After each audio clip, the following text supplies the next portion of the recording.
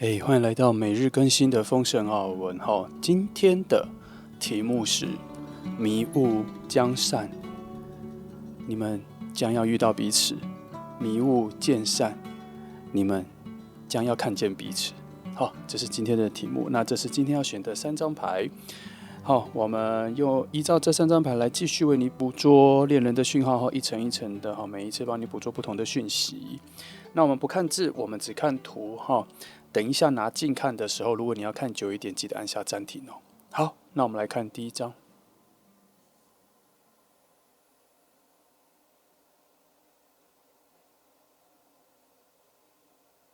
好，再来是第2张。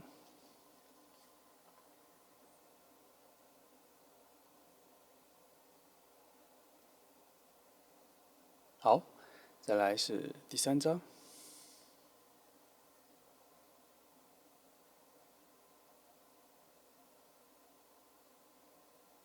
好，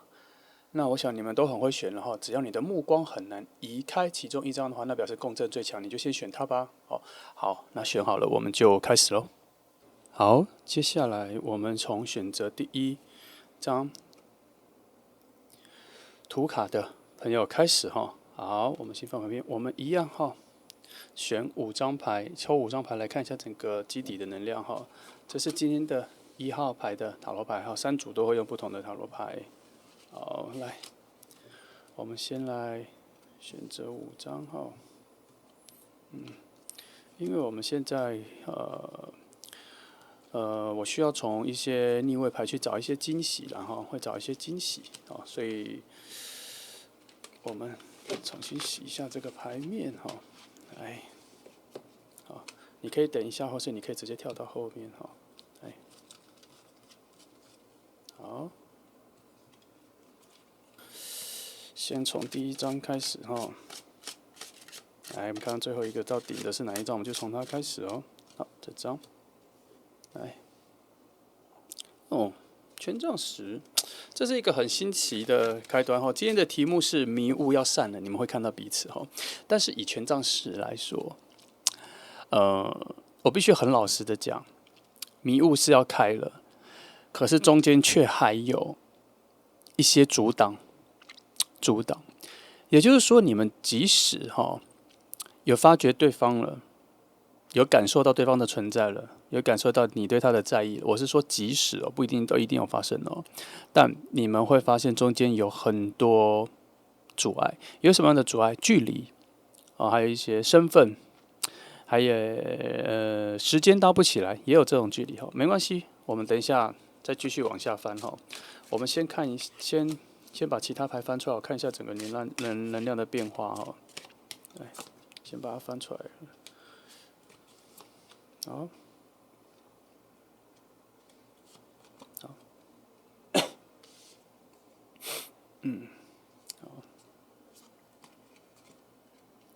好，这位置，好。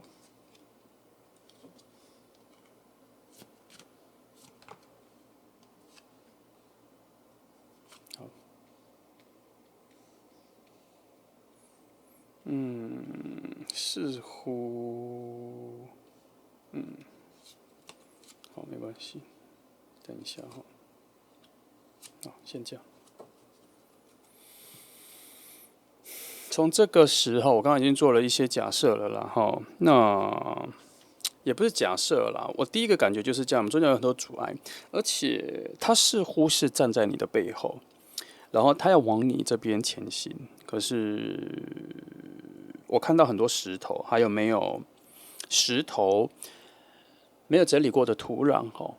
深咖啡红的，然后有一些杂草，也有一些花之类的，就是这个路不是一个正常的路，它很像你在森林小道里面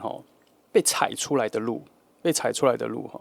但我又觉得这一份土壤是可以开垦的，可以种植食物的，因为我看到那个土壤感觉像沃土，有点像山上本来就拿来施肥，或是让你可以买回家种植植物的那一种红色的土壤啦。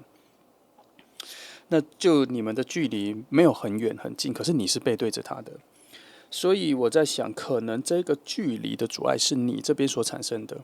哦。那这个距离的细节很难形容啦，哈，因为这里没有一个直接的答案，只有一个距离，但是真的没有很远，大概两个大跨。两个大跳腰就会遇到的，就会拍得到拍得到你的肩膀的距离，没有很远，可是就是有一个距离的讯息很重啊。那我感受得到他那边无法起步，无法出脚往前走，他没有办法踩在这些土壤上面往前走，所以势必要绕路或是再等一下，要等中间有些东西开花结果或是有所变化了，他才能够向前行哈。那以我目前得到讯息来说，是他先看到你的，那你知道他的存在，可是没有他这么在意，他比较在意你，你只是知道他的存在而已。在某些角度，某些观点，我觉得应该算是说你分身乏术啦，或者是你无法像他这么专心的看着彼此。他其实是先看到他看，那他内在有很强的意念是要往你这边走来的，往你这边走来的。那这个瞬间里面，我有感受到你有想要回头，可是很难回头，身体转不过来，心里很想回头。也就是说，从这个概念上比较像说，你也很想走近接近他，可是也是有一个关系距离。所以以白话来讲，现在第一张牌来说，其实你们两个应该是遇见认识，但是刚认识没有很熟，可是有留意对方哈。那而且以这个距离跟这个感觉的频率来说，你们不会只见这一次，你们还有很多机会可以见到，而且似乎是想见到就能见到，可是他好像很难突破现在这一层关系。那是什么关系我不知道，可是他就是很难。以对方的角色来说，他很难前进一步来跟你说，我们试着交往看看，或是他想要再更认识你，跟你更亲近的这一步很难跨出去哈。我只能说整个情绪跟概念上是这样，但是事件这边没有很明显的出来哈。我翻一下好了哈，我翻一下好了。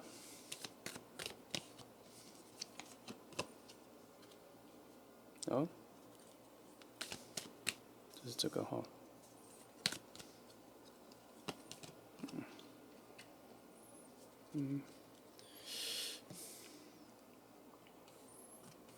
看图哈，通常看图不看字哈，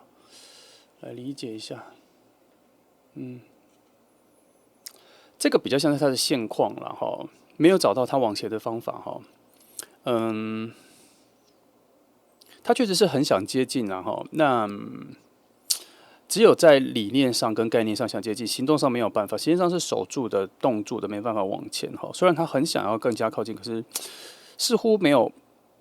目前没有办法，不是未来永久没有办法，现在是目前没有办法，不知道为什么没办法了哈，因为这张牌就没有很多讯息，后面还有，我们等一下再往后看。好，我们往后看好了哈。来，好，我们从这张看。好，节制哦，好像是在说你们。该说是这个关系吗？还是距离吗？还需要一些，应该说还有故事还在发展中。现在你们的状况比较像是两条在彼此旁边徘徊的故事线啦。为什么说徘徊？因为有的时候你的故事线好像还蛮接近他那边的，他的故事线有时候还蛮接近你这边，可是一直没有交集，好像也不能从他那边跳过来或你这边跳过去因为故事线好像要发展到某一个端点才会有所交集。那为什么这么说？它有点像是说，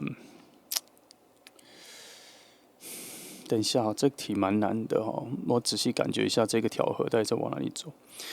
因为我这边有一个讯息，比较像是说，你们会去参加同一个活动、参会、聚会，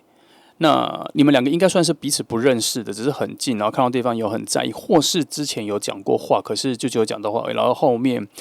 还会有一种裙带关系或是朋友关系，会让你们时常遇到彼此，可是你们两个就很难接近，去更进一步的去聊天，或是去认识一下，总是在自己的圈子里面很难过去。那我不知道这个很难过去到底是难在哪里啦。可是因为节制牌这边有在说，会在这一次之后，会有一些蛮明确的调和啦，蛮明确的整合。整合什么？整合你们这两个故事线应该要有一个正常的交流，就你们两个，就是说会到某一个端点的时候，你们们应该要有一个正常的互动啦，应该要有哦。那这张铁字牌在说，他一直无时无刻在帮你们调整你们两个人之间的关系了。我觉得他这个牌比较像是说，他创造了一些事件，让你们同时出现，哦，一些话题让你们可以讨论。可是似乎我一直没有得到你们两个互动的那个讯息，但是我一直有得到你们两个有看见彼此的讯息。好，哦，不过基于这个逻辑往整个事件发展推的话，我觉得你们至少有讲过一次话，有一个最基本的认识，不然这个能量的连接跟互动不会这么强啦。我觉得不会再只有一眼看一眼就非常喜欢妹妹，我觉得一定是你们有之前有互动过，所以从这里还有调和牌这个状况和这些，我觉得你们是有初步认识的人哦，不然这个在意没有落实点，不着地。那哪来的在意？一定是有互动或什么，只看一眼很难啦哈。不过我还是可以退而求其次，退到比较最后方来解释这个状况，也有可能是你们在某些场合的时候有互相看到、互相，可是对于对方的资讯都是从朋友那边问朋友的时候得来的，彼此是没有认识的，所以彼此可能存在于一种互相暗恋的状态。好，但这是最初期的，因为还没有认识，所以我不觉得他是已经是到暗恋，但是只有一种到彼此有好感的状态，可是没有任何有认识的线索。好，目前是没有任何有认识的线索。好，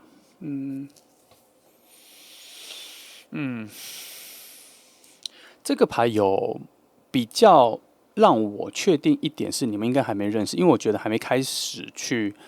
对对方有更进一步的了解。那愚人牌讲的是说会有的，会有的。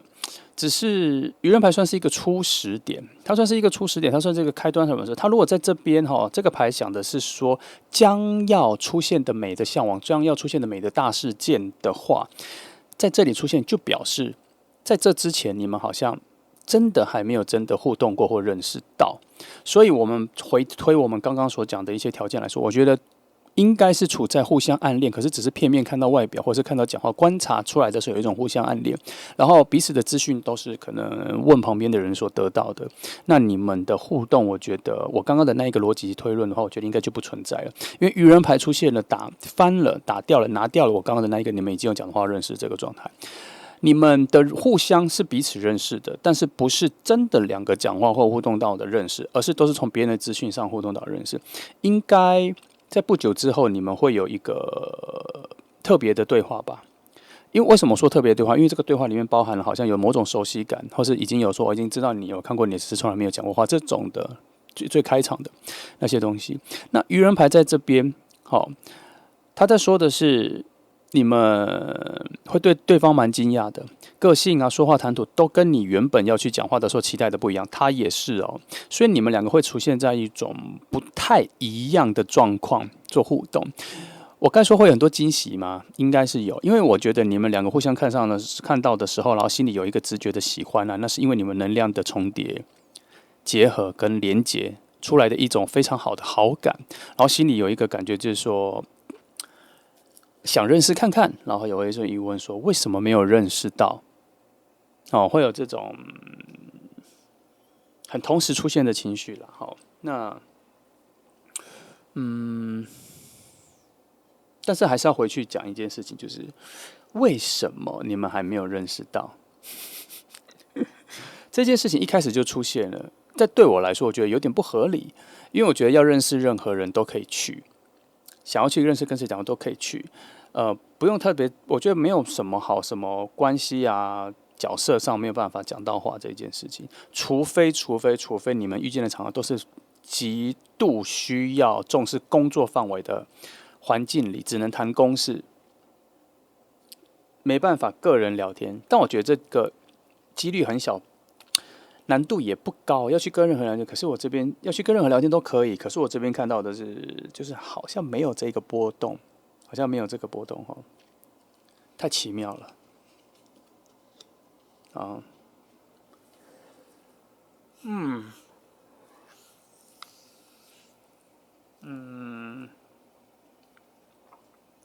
其实这个真的比较像是我刚刚这边说的，你们真的开始认识的时候，你们会发现彼此有蛮多的惊喜跟你想的不一样，你们都是彼此对方想的不一样的那个人。你们以为你们观察出他的个性或什么，你们会觉得他是他的那个样子应该是那样，可是其实这张牌有点泄底了，一切都会变成新的。好、有很多因为这张牌出现了蛮多全新的好奇心，所以它映射了你们是彼此完全不一样的或者不熟悉的角色。我觉得因为这样子，反而两个人对彼此有很特别的吸引力了，很特别的吸引力哦。但摸索比较多，摸索探查比较多。嗯嗯，我觉得你们前面认识到做朋友这段时间会有一段时间，不会说它很长，但是会有一段时间，因为这个能量太弱，它需要再更强，再更多哈。如果是用这个来定位成你们未来的旅途的话，我觉得你们确实是在重新认识一个全新的人。那一份喜欢哈，我不知道会不会吻合你们后来观察到的真实的彼此，但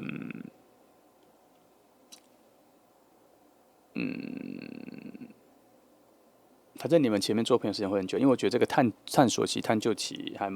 时间还蛮长的，还蛮新的。呃，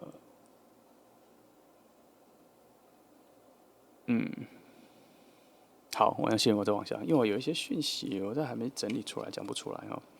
好，那好啦，的确，你看前面探索对方是谁，为什么我觉得很重要，然后内在很多东西什么的。我先说哈，你们并不是一个有高频率会遇到的人啦。他好像真的是需要有特别的事件才会约出来，才会遇到的。平常生活也不会遇到，工作也不会遇到，工作也不会遇到。那我在想，这就是我们刚前面说的，你们两个有一个很大的距离，因为你们两个好像似乎，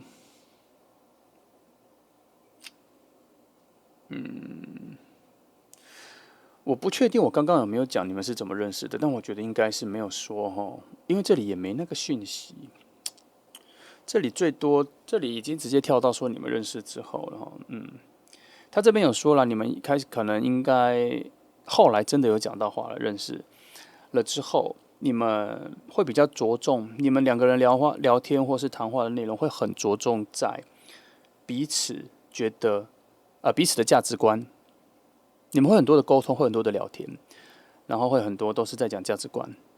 好，那这一个不能说讲价值观，就是对世界的意见，对生活的意见。你们就是一个对周遭很多事情都很有想法的人。那前面这个做朋友的阶段，我觉得会有一阵子，因为他用隐士牌倒吊的来出现的话，告诉我什么？倒是说你们能挖掘到彼此跟产生信任度，还有共识感。除了时间变长之外，还不容易挖掘。也许是你们释放出来的东西也没那么真实，因为还在探索。所以这张牌除了告诉我说，你们两个要进入恋爱前的那一段探索期，理解对方的认可期、认知、认同期，会花一点时间去探索之外，还有可能会因为讯息的错误而拖慢了时间。所以这个牌有在讲说，要真诚一点哦，不要表现的像是你想要成为的那个样子，而是去表现出你本来的样子。好，这是不一样。这边有在做这个提醒，因为你们两个要走到恋爱阶段这一条路已经蛮慢的了，蛮慢的了。因为他这个探索期的力量非常小，能量非常小，探索能力也非常小。好，然后又是从愚人牌开始做起点，后面还有很多，这等于是一切的归零。也就是说，你们开始比较接近的时候，所有的关系。东西认知都要从零开始，就是要慢慢的往上爬。那这边也有说，那这个爬升的过程里面，会让你们两个感情更融洽的是，因为两个人越来越坦然跟坦诚的表达自己。可惜，你们两个不会这么快的坦然跟坦诚的表达自己，主要是隐士牌是逆向的，所以你们两个会有一种拿出来又收回来，拿出来又收回来的这个，所以要进到恋爱状况的话，其实要花一点时间，先产生你们两个人对于生命的认同感，也就是来花一点，就是你们要先达成两个人生活上很多的默契啦。所以你们前面做朋友的时间，我觉得会偏长，好，会偏长。因为能量不够，探索的能量不够，我也没看到任何探索的动能，都是偏慢的，有一点像是没有水的滑水道，慢慢的滑，能量不够，坡度不够，没有水能量，没有水能量，却还想要走到出口，找到出口的方向你就大概先这样感觉到了但可贵的地方是啦，可贵的地方是你们一旦遇到，一旦了解了对方，了解了彼此就很难离开对方，因为其中还是有蛮多的吸引力啦。即使在谈话上或什么，你们想要斗出两个人的共识或什么，需要花一点心力，因为你们两个基本上有一些边边角角是不同的。但是我在想，有某种，我觉得你们有某种绝对的吸引力存在。虽然能量很小，但是好像剪不断、贴不掉的感觉那所以前面要花一点时间，慢慢的对彼此的在意跟在乎度，或是情感才会慢慢的增加了这边其实讲的就比较硬，所谓的硬就是说，它没有柔软的地方，就是你们两个人感情上聊天会有一个爆点。他这边真的讲的就是说，要慢慢走到确定在一起这条路有段时间，而且真的只能慢慢做，没办法加快没办法加快。那只能说这边要给你一个小建议，就是说，如果你遇到了你开始有喜欢的人，就尽量坦诚地拿出自己原本的自己啦。原本的自己不是，其实不是为了要诚实或是坦然这件事，或是坦诚。其实还有一个很重要的目的是，你会让对方也跟你做一样的事情，你就会能够看到对方真正的样子了。如果你做了，然后一直觉得对方拿不出来，或是你觉得对方没有跟你同步的话，其实通常就是能量没有对齐。那今天这个，我觉得能量是对齐的啦，所以你做的这一件事情，更加的坦诚表达自己真实的想法或什么的，就是世界的价值，你就会看到他真实的样子。虽然你们会有一些碰撞，没有那么大的吻合，可是这是你们要找到你们独有的相处方法的一个必经的过程啦。好。那我看一下但是现在都还没说到话呢。但是后面已经讲了。如果后面已经都讲一些相处跟个性上的事情的话，那我就觉得说到话只是后面一认识后面只是认识的事情，不会太远了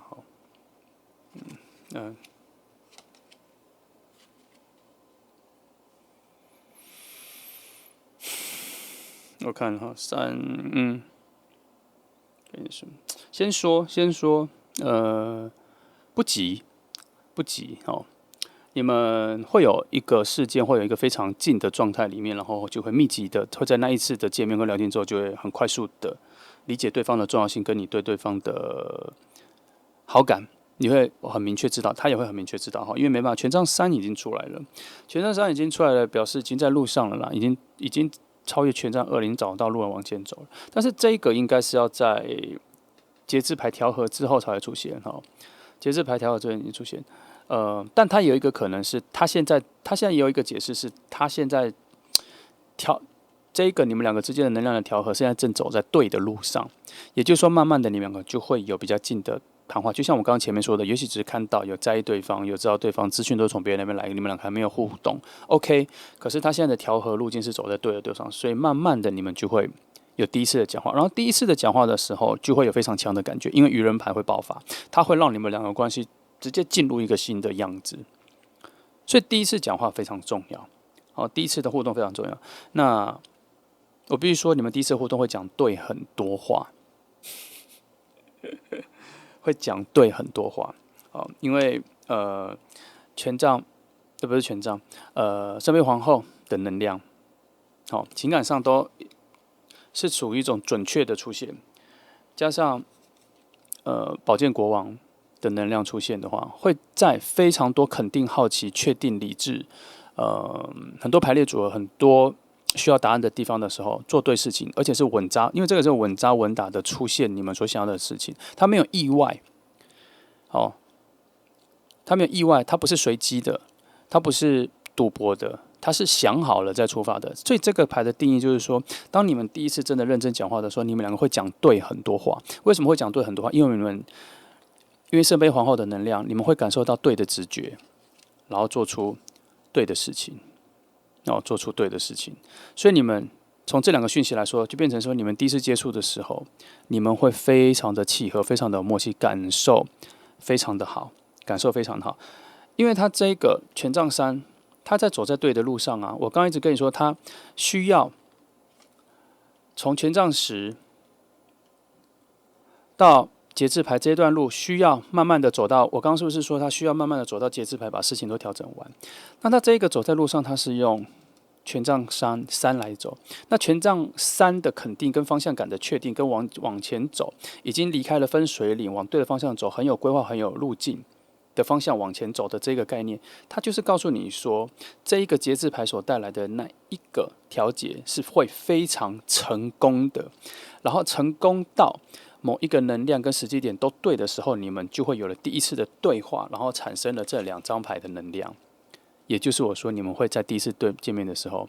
会做对很多事。为什么我说是做对很多事，而不是会产生很强的火花？因为它不是火能量，它是水跟风能量。情感上的表达，情感上的直觉是对的，然后所表达的都是经过脑袋的表达。那它这一股能量为什么会这么准确？因为你们已经都想过了，记得这一件事的前面有一个，你们两个已经看到对方了，有在意了，所以心中可能会有感觉到说，我第一次跟他讲话的时候要做什么事，要想讲什么，其实有所准备，有做心理准备。那这张牌其实是愚人牌的辅助。所以从你们两个开始讲对话，感觉都对的时候，你们就会直接往新的领域做发展。新的领域做发展，也就是到后面我说的，会开始探索跟探查对方在自己内心的价值和你给他的价值是什么。可是回到隐士牌，我就要再重申一次，常常有的时候你丢给他，他接不住。他丢给你，你接不住，会有一种你来我往的感觉。但是这个不会减低或降低你们两个人的情感或是好奇心，反而推进了你们有更深一层的关系，因为它很像玩游戏，赢赢输输，赢赢输输的状态。只是啦，节奏很慢啦，因为它就只有给你们，对于你们的关系的向往跟期待，它就只有给你们宝剑一，所以我觉得节奏是慢的。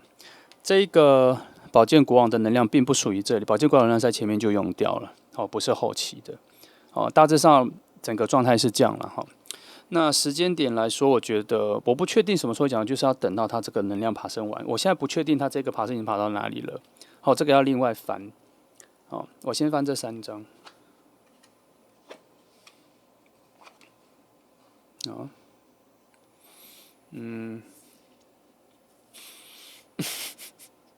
我先说，你们两个会给彼此非常多的惊喜啦。首先给一个定义，对方会跟你所想象的完全不同，会很有差异，但是会很有趣，这个是第一个讯息哈。再来，总算有火能量在支持你们两个未来的发展，可是它搭配的宝剑一、权杖一跟宝剑一再搭配起来的话，我觉得节奏真的偏慢，而且耐力不足。所以，因为你们两个在愚人牌发威之后，两个人会进入一个新的关系之后，其实第一，你们会发现彼此跟自己的想象不一样嘛。但是要什么东西要支撑你们往下去探索对方？主要还是因为好奇心啦，主要还是因为对对方的好奇心啦。可是这个好奇心下面所支撑的火能量不足，我觉得不足，所以它会造成什么状况？从这一个方面，它用非常理智跟非常应该需要更强力量的一个火星能量的这个位置，它只给的这个火能量，它讲的是什么？你们其实见面的频率，在这个认识之后，没有你们想象中的高，然后也没有那么容易，因为他后来这个的潜在能量还是出现了。你们要一开始就说嘛，你们有一个距离认识，结果没想到这个能量后面还有。就是你们要前往去成为恋人的这一条路上有蛮多阻碍的，尤其在这里我必须重新直接跟你解释说，当你们愚人牌发挥变得比较亲近，会比较多的互动，第一次互动完非常多对的事情都发生的时候，关系变密切之后要延续下去的时候，会发现说你们的时间搭不起来，然后不是每次约都约得到，可能有很多外物，然后一次约不到之后，就会再等比较久之后才会约第二次，频率不够高，因为火能量不足，没有很强的火能量让你们有这么强的爆发力，要一直去约见面。那为什么只给这样子？因为从这张牌还有一个映射出来的一个，先讲节奏感，节奏感是只有宝剑一，所以它其实你们两个慢慢发展到恋人关系的时候，节奏是慢的，没错。但是从这里也给到为什么会慢，哦，因为就刚刚我讲的啦，有很多的外物，很多的事情，哦，然后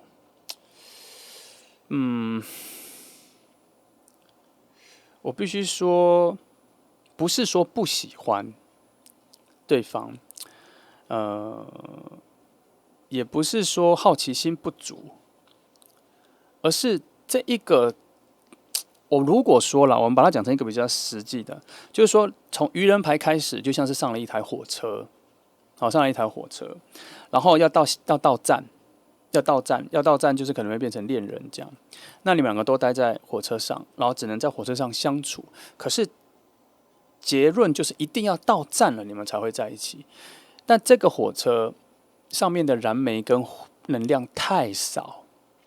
所以它只能很慢、很慢、很慢、很慢、很慢的行走。那在火车上的你们，其实有很长的时间可以相处，让两个人的感情更加快。可是因为你们发现，在火车上面的时间要待很久，所以你们其实有大部分的时间是不说话的。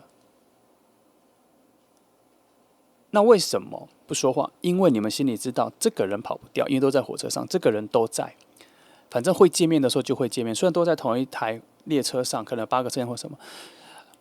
偶然的遇见，那个时候再聊聊就好了。换成回来的生活，就是说，我们有约到了，我们再好好的聊聊相处就好了，不用这么急，不用那么积极，因为都在同一台列车上，终究会遇到。回到现实生活中，就是说，终究会约到。其实心里在映射的一件事情是，你们两个的关系不需要非常强的火能量和风能量去抓住。因为你们在愚人牌发挥的时候，你们就知道你们两个的关系已经在新的旅程里面了。突然间你们就不急了，突然间你们的时间感就变长了。还有一件事情是，世界牌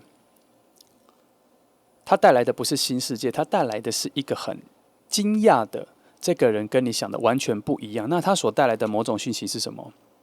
就是慢慢探索就好了，慢慢探索对方就好了，慢慢理解对方就好了。为什么这一段情感在一开始认识完之后，虽然都做对了很多事情，那为什么没有爆发的？我刚刚讲，因为你们两个第一见面的时候不是火能量的爆发，所以没有那个炙热的爱，一定要黏在一起的东西。好，也是因为愚人牌在你们第一次见面的时候爆发起来的，再加上这2张牌的时候，有很多你们两个对彼此的存在跟人格、性格各方面的确定都确定下来了。不知道为何你们就有一个默契，觉得慢慢的走就好了，慢慢的变成朋友就好了。整个牌面的气息就是这样。哦，因为这张牌其实还给一个讯息是，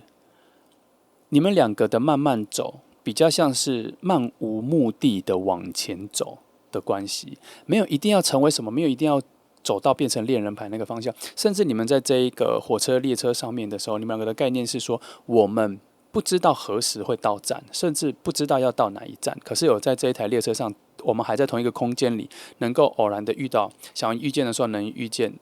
的这份安心感就足够了。所以这个宝剑一的能量只给了一个小小的方向感。什么方向感？就是至少火车会走到某一个，会到那一个站。可是是什么站？没有给很强的能量。这个风很轻，很微亮。但很舒服，但很舒服，很舒适的小小的微风而已。好，来，再来是这张哈，圣杯9了。圣杯9在这个位置，其实我刚一直看到它，它告诉我的一个感觉是说，你们，自己的状态。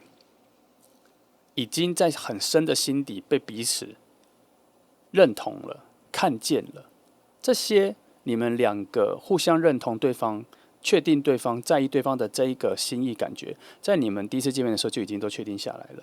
所以，当你们回到自己的生活里面的时候，这份感觉不需要一直用高频率的相处来安定下来。你们第一次的时候就已经安定下来了。所以这张牌讲的是说，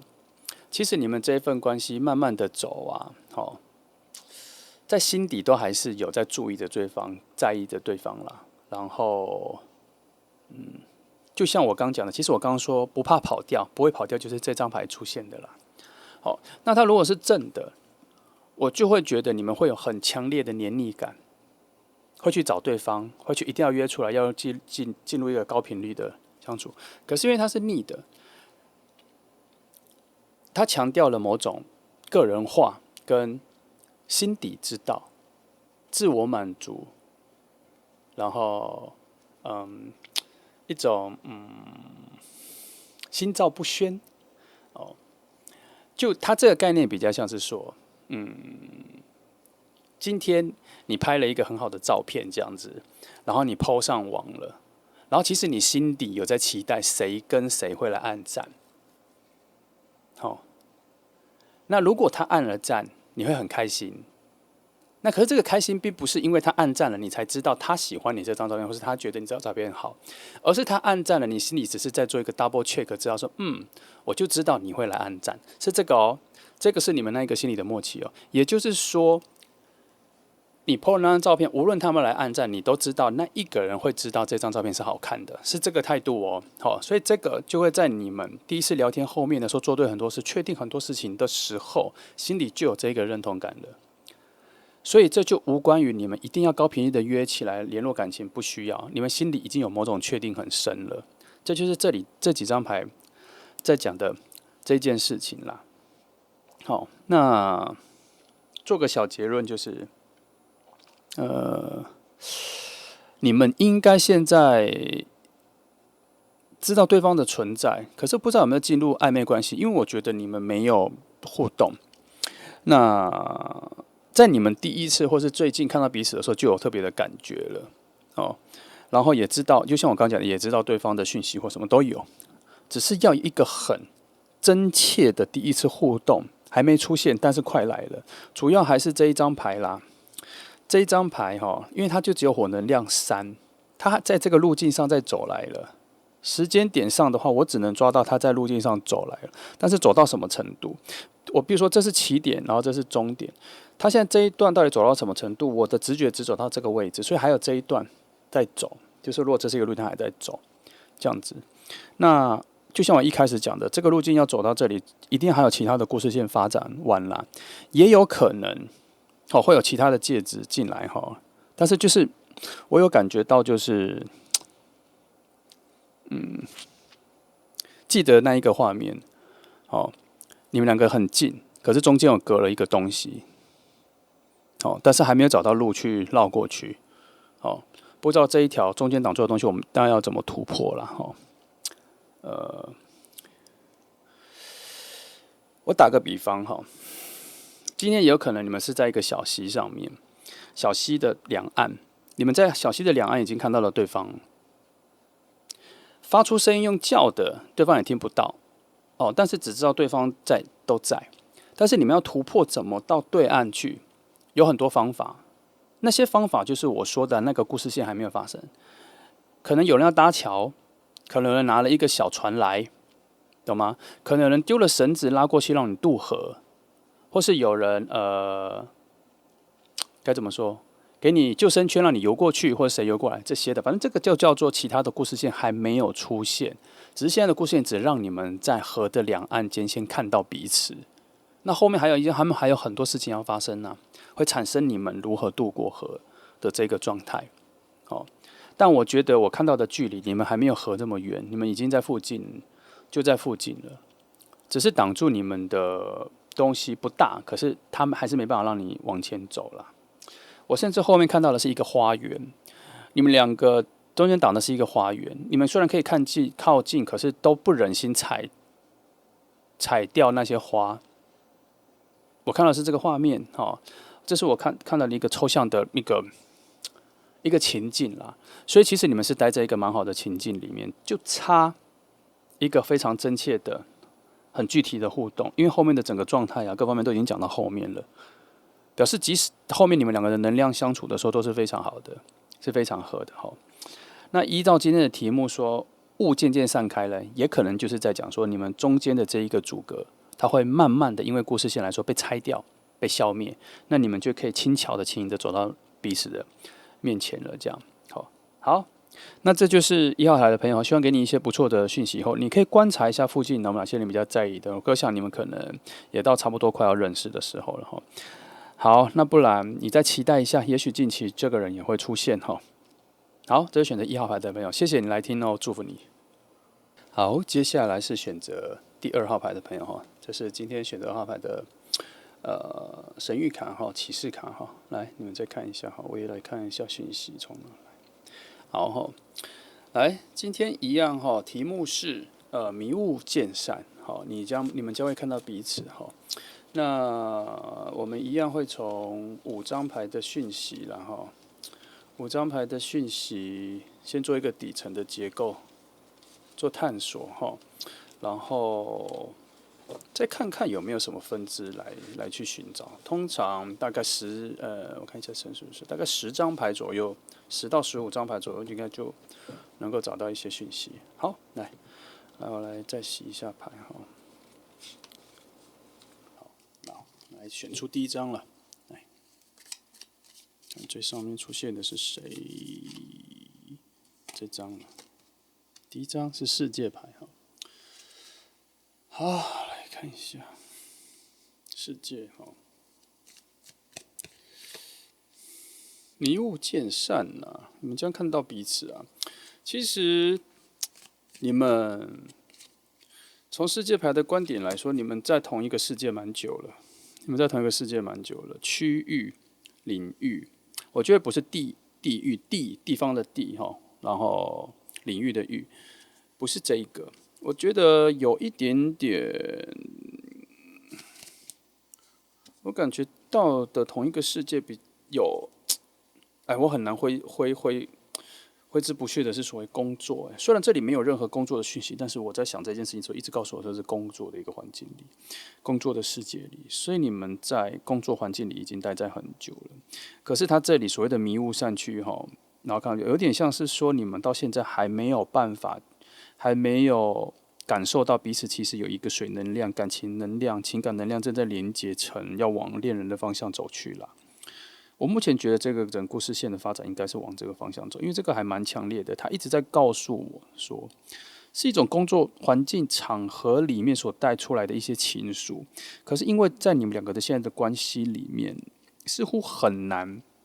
去感受到这一件事情，因为中间的杂事太多、杂物太多，你们的关系里面有非常复杂的成分，很难直接跳成是情感的。即便以现在这个时刻拿出来讲说，你们两个要不要在一起，或是有没有恋爱的感觉，都会觉得有点尴尬跟不顺。可是我在这边看到的这一个世界的感觉，你们两个的能量非常近，也很接近，互动起来有各种情绪都能够接住，喜怒哀乐都能够接住，是非常近的人，甚至是朋友里面蛮近的朋友的关系了。只是这一个迷雾目前被定义在你们的情感面中间，还有东西把你们隔开来，更看不清楚或感受不到。就像这张图你们选到的，它似乎你们还没有往这个阶梯上去走，甚至走到阶梯之后，这个石门的墙并没有打开，你还看不到后面的风景。现在好像还在，可能连这一个画面都还没有出现在你们心底哈。目前这里，来，我来重翻其他能量来看一下，感觉一下。好，还有等一下。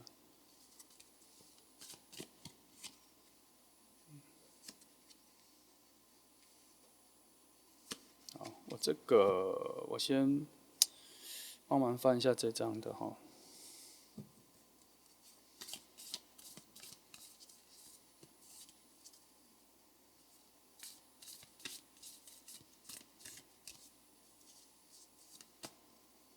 这个，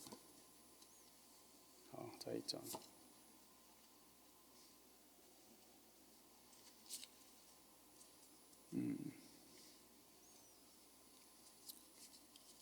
我看一下哈，看仔细，一样哈，我是看图不看字哈。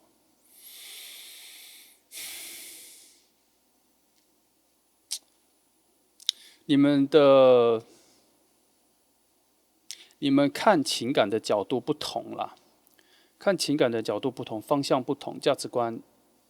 我觉得价值观是雷同的，只是现在你们着眼点是不同的，着眼点是不同的哈。应该是说你们两个对于你们两个的关系的诠释不一样，诠释不太一样哈。即使现在是朋友关系，但你们两个对这个朋友关系的定义跟诠释重量感也都不太一样哦。所以在这方面的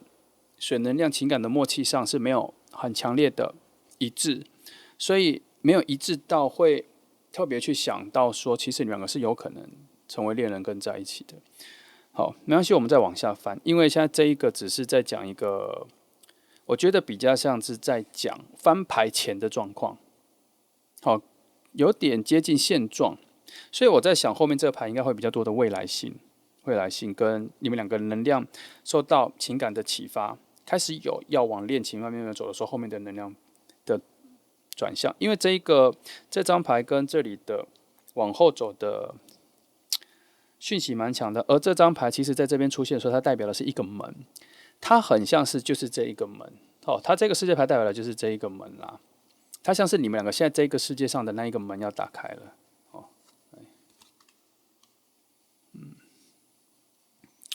好，我觉得你们应该除了我很想我很想把你们的关系排除在工作以外的其他关系上了，可是他一直把我拉回来哈，所以这边在告诉我说，你们在工作以外的生活是完全不一样的生活，所以工作以外的时候就很难有互相的交集到了。那你们两个能让你们两个紧密结合的，应该就是工作了。哦，你们是工作里面的朋友，工作里面的同事，但是下班之后好像就不是以朋友的方式在相处。那你们还蛮常，该怎么说？我不认为你们是很好的朋友啦。可是因为在工作上非常常需要有所交流，所以产生了某一种比较紧密的关系。那我开始有一点点别的讯息是，在工作上离你最近的都才是朋友而已，他好像还有在一层之外。他在工作环境里面，其实跟你的互动频率应该算不低，可是他并不是跟你工作范围里面最近的那一圈的人，他好像隔了一层。然后，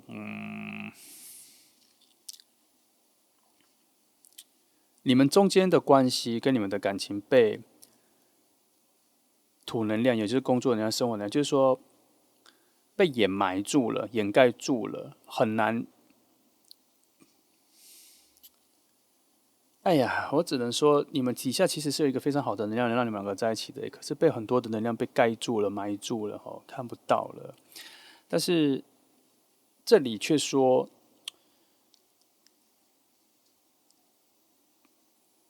但这又是让你们两个维持在一起的能量啊。虽然这个能量是比较负面的，就是说，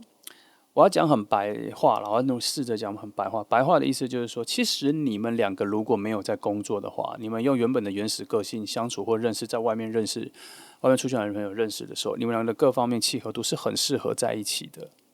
如果跳过朋友的话，重新第一次认识的话，你们能量是很适合在一起的。但是因为阴错阳差，让你们现在变成一起工作的人，或是同事附近的人的时候，你们中间的能量都只有工作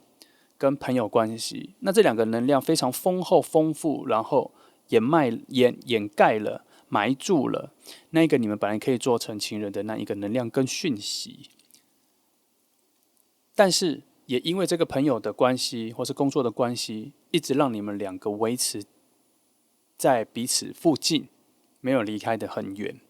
所以也就是底下的那一个水能量，并没有因为距离或是一些事情把你们拉远之后断掉了，还是一直维持在那边，而且还用另外一个方法继续的滋养跟维持底下的情感能量。所以这边在说的事情是，还是可以成为恋人，可是这个突破性就变比较难。难在哪里？你们要突破朋友关系或是工作同事关系，才能变成恋人关系。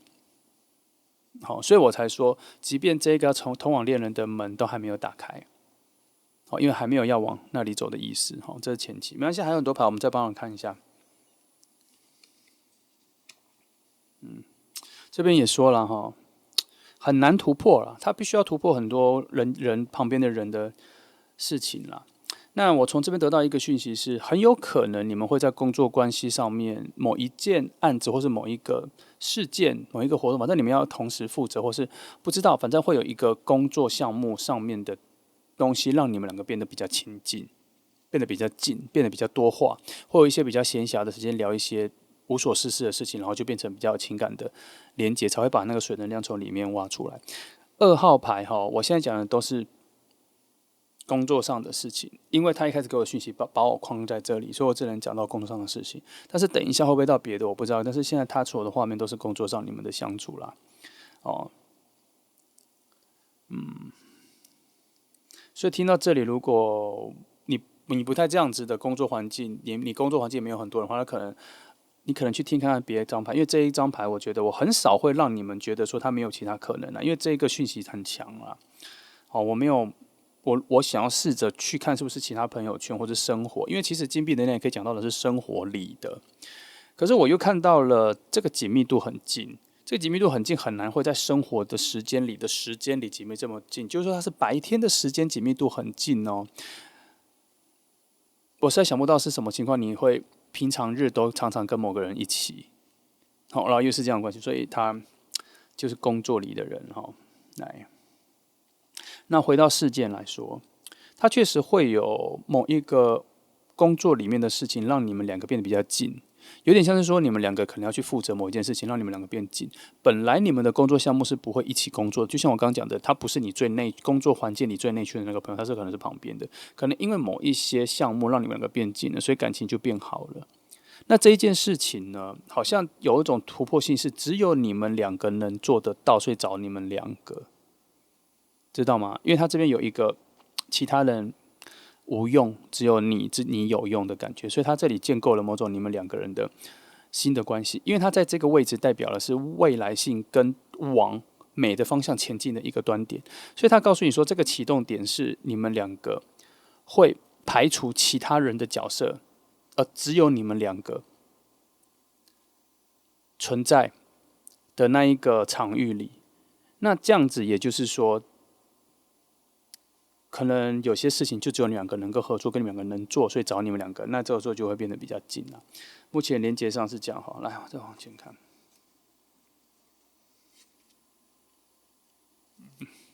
战车，你看这里出现啦。我一直觉得是工作，的确是工作上的，需要跟很多人合作什么的，生活上没有这样子的情况啦，所以的确是已经很硬了啦，哈，就是工作上的这一个人，然后的确你们两个要慢慢爬升到情感阶段的话，路不好去，不好到达，哦，不好到达。今天的题目迷雾渐散哈，我觉得这个散的其实是有点慢的，因为底下的那个水能量我觉得很强，一直在缓缓的准备要把这，这权杖皇后哈，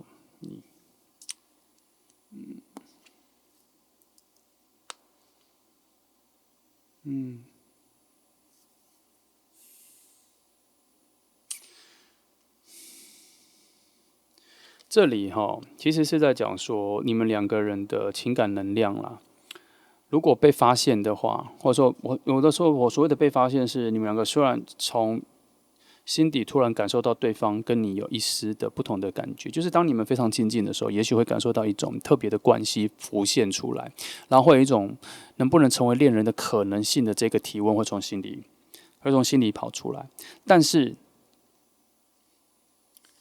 它是权杖皇后的逆位，它告诉我了什么？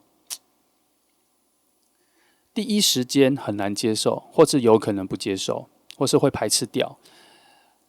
谁的第一时间，第一个察觉到的人，他会排斥掉，他会不接受，他会往反方向去走，他会去掩盖这一个感觉。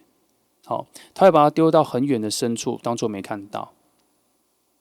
然后会把它当成是一种胡思乱想。这是这个牌出现的地方，所以我必须说，选择2号牌的朋友哦，这个人啊，跟你的关系啊，如果我们今天会找到的话，他确实就像我刚刚讲的，如果你们没有这一层工作或什么关系的话，你们两个真的非常适合在一起。你们的适合就已经呈现了现在你们的关系工作上的时候的契合度了。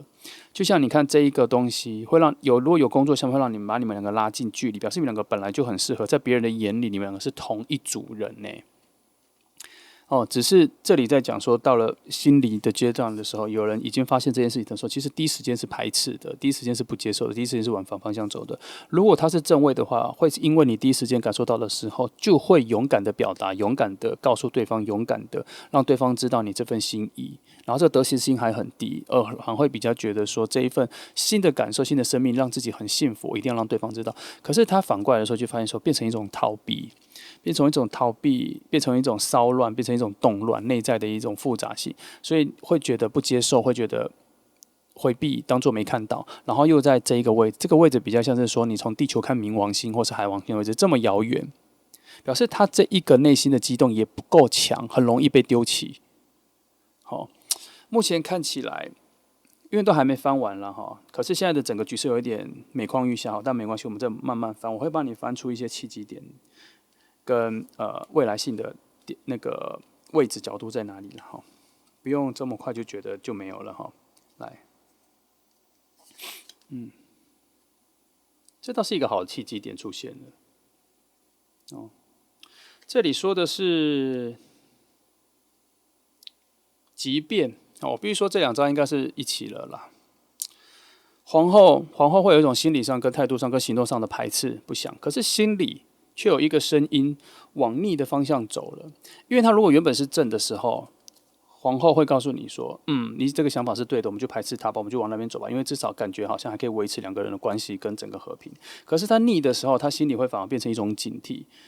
他告诉了你第一次感觉到这个感觉，或是告诉了他第一次感觉到这个感觉的时候，心里会告诉自己说，不如叛逆一下好了，不如顺着心里的那个悸动走好了。不如这一次就不要靠着理智来选择，这一次我们就冲动一下好了。所以也许他有一个契机点是可以讲出来，或讲出来之后，其实收获还不错，会有意外惊喜，情况可能会这样子走。所以我在想，你们2个的情感的连接跟情感的进化，应该就是两人有人突破了这个点，突破的点就是那一份。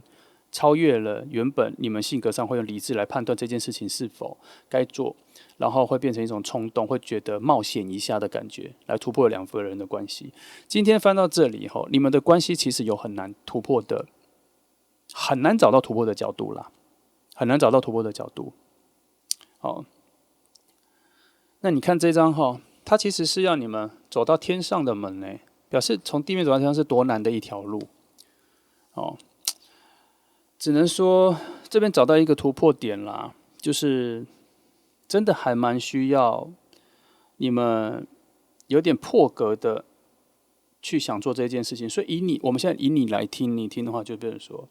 如果你近期有一个发现有一个跟你距离不远还蛮好的朋友，但不是最好的朋友这种朋友，你对他有特别的感觉的时候，这里似乎在提醒一件事情是，不如说说看。但是这里他叫你说说看的，不是叫你提起勇气说说看，他的意思比较像是说，突破你自己自我的设限跟规则跟习惯来去试看看，反正没有什么损失，反而会有意外惊喜。这边说的是会有意外惊喜哦。其实权杖皇后给的能量是，其实他在某一方面，我们先不管正逆的话，他在某一方面是在支持你们2个是有好的未来的，是有好的发展下去的。其实是在支持的。我们排除掉逆位正位的话，它本来的能量是支持的哦。只是逆位出现的时候会产生某种提醒跟逃避，但是这些提醒跟逃避是一个定数吗？不是，它可能只是一种提示，你可能有很大的几率会这样子反应。它并不是在告诉你说这个局势就是这样走了。记得它是在很远的冥王星、天王星的位置，它让你变成是一颗星星在提醒你说，你很有可能会这样子选择，但是你会这样选择吗？哦，它是有很多层意思的啦。主要是因为这张牌出现了，我们才知道它有这个意思。这张牌没有出现，它还是可能会维持原来的那个概念哦。哦，来，好，你看，宝剑三出来了，这个逃避印证了这一个啊，印证了这一个的核心概念啊，就是会破坏一切，害怕破坏一切，会有一个状况，会有一种负面能量，但是一定只能这样吗？没有，这就是个提示跟一种内心的经验所带来的结论，就是不要讲出来，也许比较好。但是我们可以相信权杖，宝剑皇后所提示的，也许可以试看看破格一下，突破一下自己的状态。我们试看看挑战一下好了，不要这么规矩，不要这么自私，不要这么守规则，我们突破一下看看好了。好，来，我们来看这里哈。好，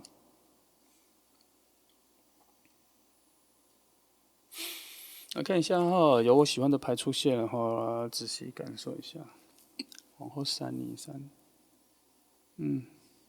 我先讲了，皇后三这边讲说哦，你们的关系后面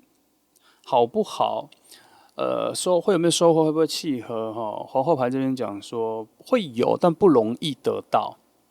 不容易得到。我觉得他这一个点比较像是说，因为你们的关系有所转换了。好，我们回到这两张牌给的讯息。其实这两张牌哈，在讲的是两个世界啦，两个世界哦，天上与地上的动物。你们虽然是朋友，可是你们终究是背景不同。他在讲的是说，两个人的关系要转换成另外一个关系，似乎很难。要从习惯在陆地生活，再转到天上生活，不是是有点难的。他这个在讲什么？你们要从本来的同事关系或是朋友关系转成恋人关系，其实是不容易的，所以有点难。但是转换成之后，后面有很多好的东西，有很多关于恋爱的收获跟恋爱的幸福感，不容易获得。也就是在讲前面的这个突破性比较难而已。我觉得他在讲的是前面这个东西比较难，但你们会适应吗？你们会适应吗？你们会获得吗？你们会坚持到那里吗？其实连圣杯十都说你们会有蛮多的心情上、感受上的调整啦，可是终究还是往幸福的方向走。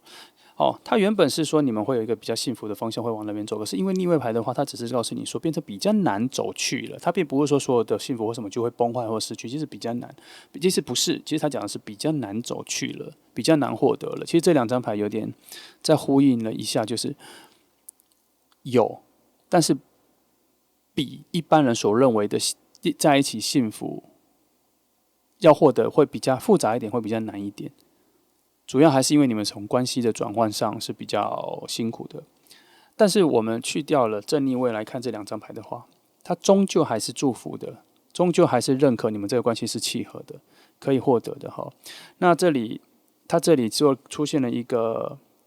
有点警告意味的定义牌，它在告诉你说，记得当你们两个转换新关系的时候，要从头学习，重新来过。重新挖掘跟发掘对方的优点跟特质，记得要抛下以前是朋友的关系跟那种打闹，其实你们是在新的关系里面，你们有能力发现到，但是记得要把自己当成孩子一样，重新的去思考，重新的感受这份新的关系，不要被过往以前的规则经验，可能判断或道德所拘泥住了哦，要重新来过哦。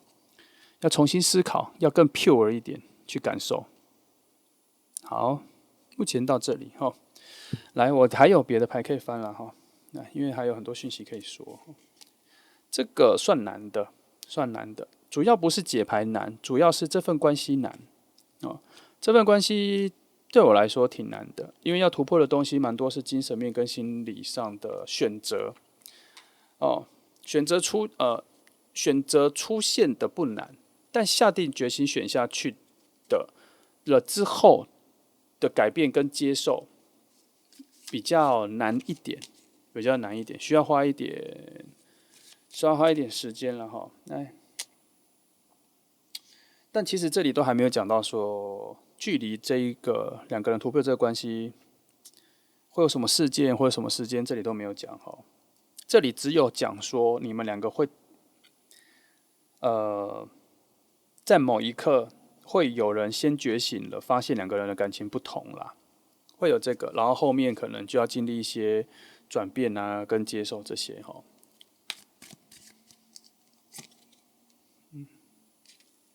来，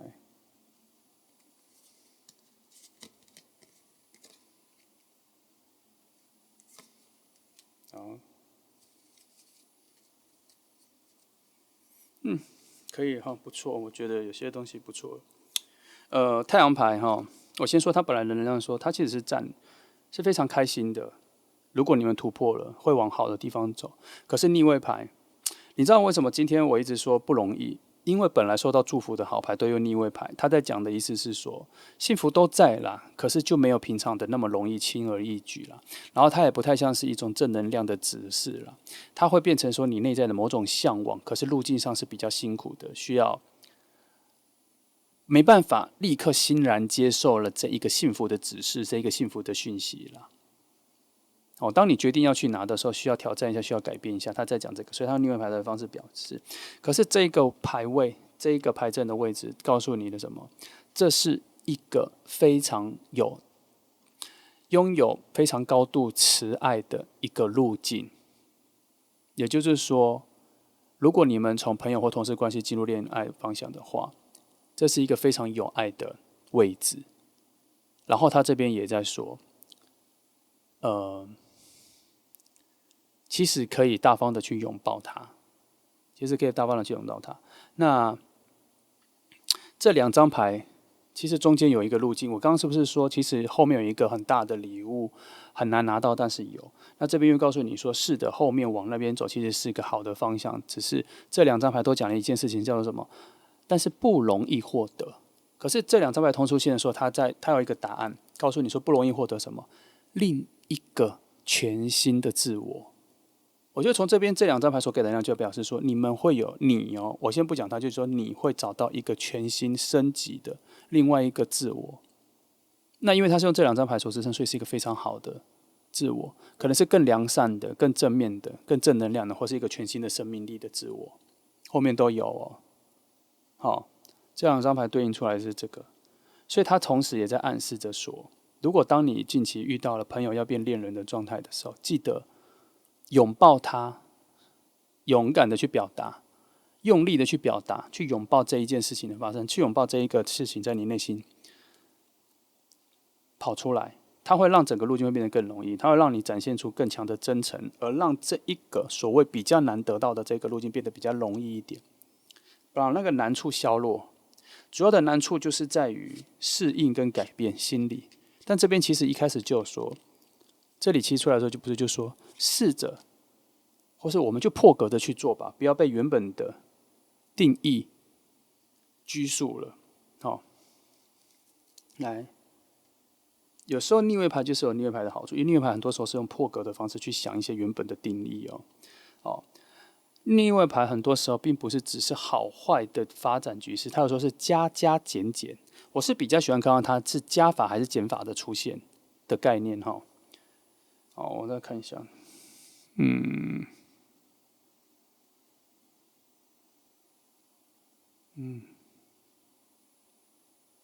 这张牌我先简易的说，因为它其实讯息也比较少啦。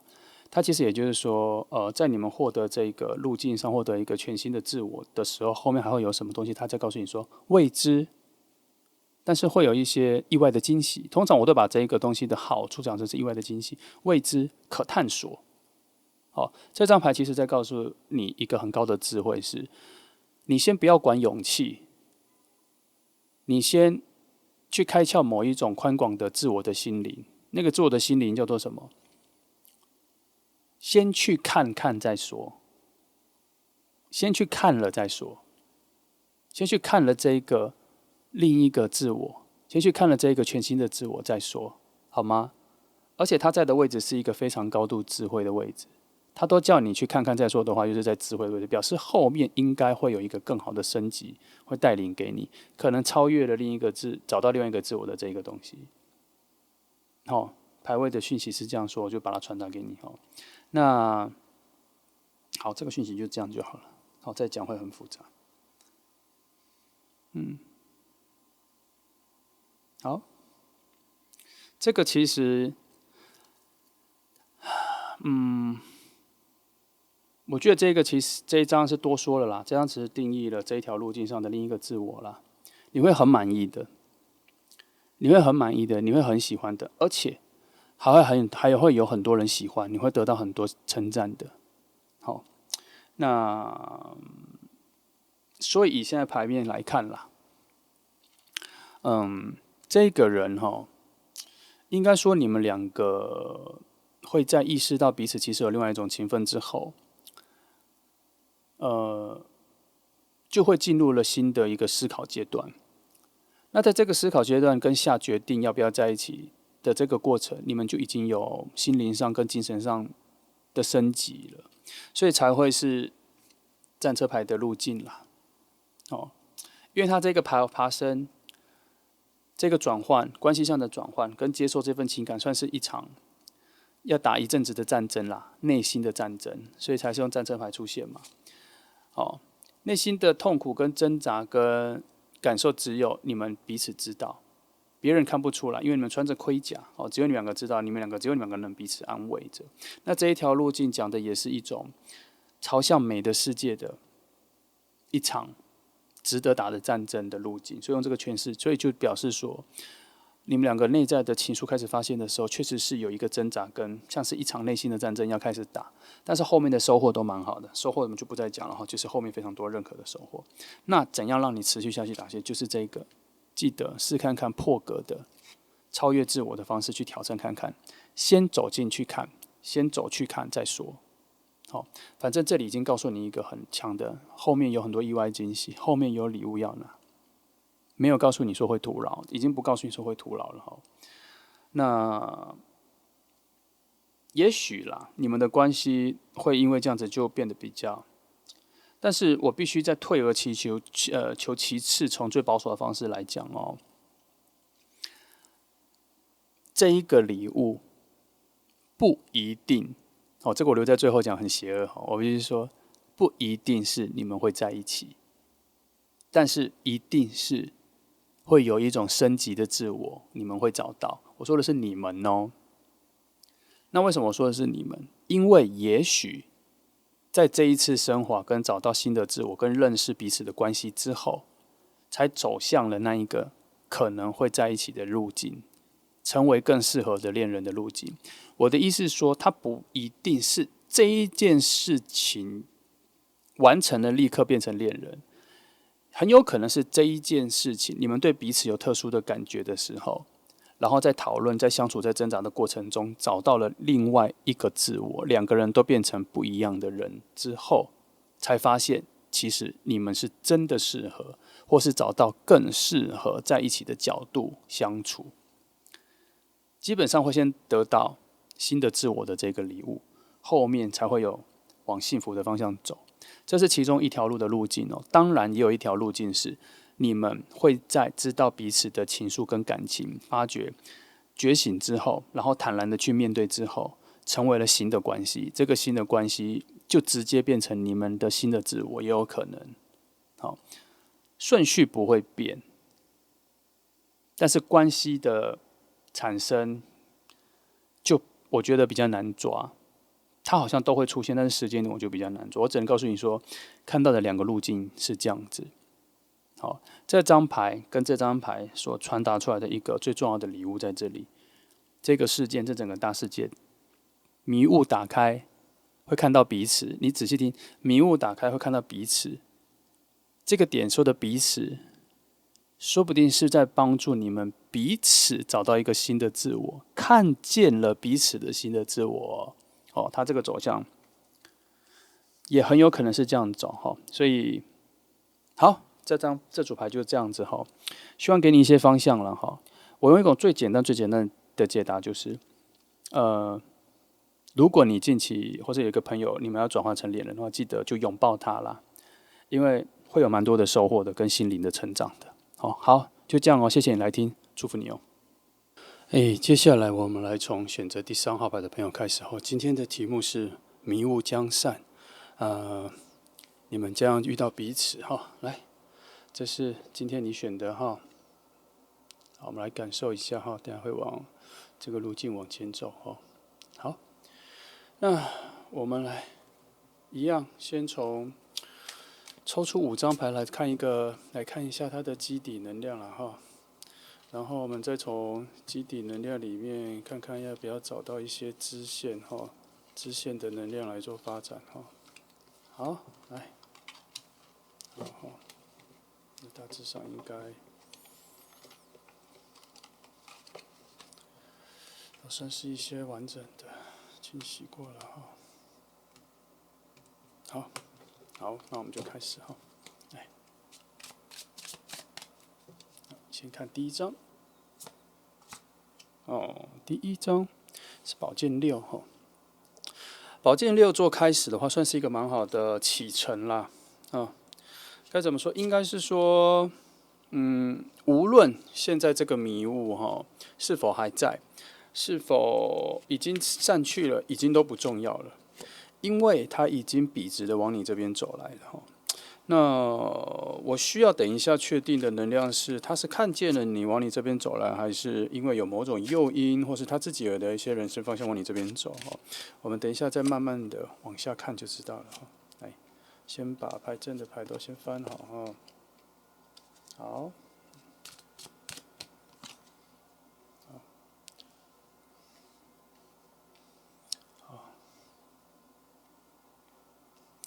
好，3张。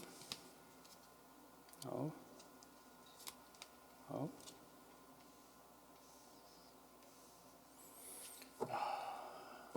好，来，我们先从这边看。